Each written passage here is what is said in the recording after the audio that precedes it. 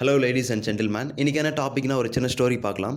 Actually 24 years old boy and his date வந்து ட்ரெயினில் travel பண்ணிகிட்ருக்காங்க. அப்போ பண்ணும்போது அவங்களுக்கு ஆப்போசிட்டில் ஒரு யங் கப்புள் உட்காந்துட்ருக்காங்க. அப்போது அந்த பையன் வந்து அந்த விண்டோ சீட்டில் உட்காந்துட்டு எல்லாத்தையும் பார்த்து என்ஜாய் பண்ணிட்டு வந்துட்டுருக்கான். கத்திட்டு வந்துட்டுருக்கான்.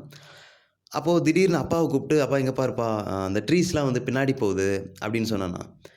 அது ஆப்போசிட்ல இருந்தவங்க, "என்ன இவ்வளோ சைல்டிஷா பிஹேவ் பண்றான்? பார்த்தா பெரிய பையன் மாரி இருக்கான்." அப்படின்னு சொல்லிட்டு அவங்க பேசிக்கிறாங்க.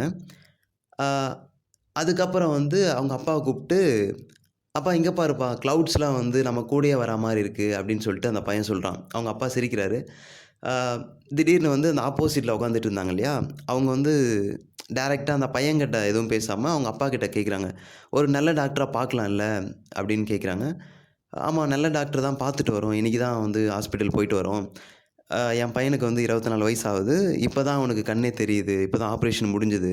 இன்னைக்கு தான் அவன் வந்து உலகத்த பார்க்குறான்." அப்படின்னு சொல்றாங்க.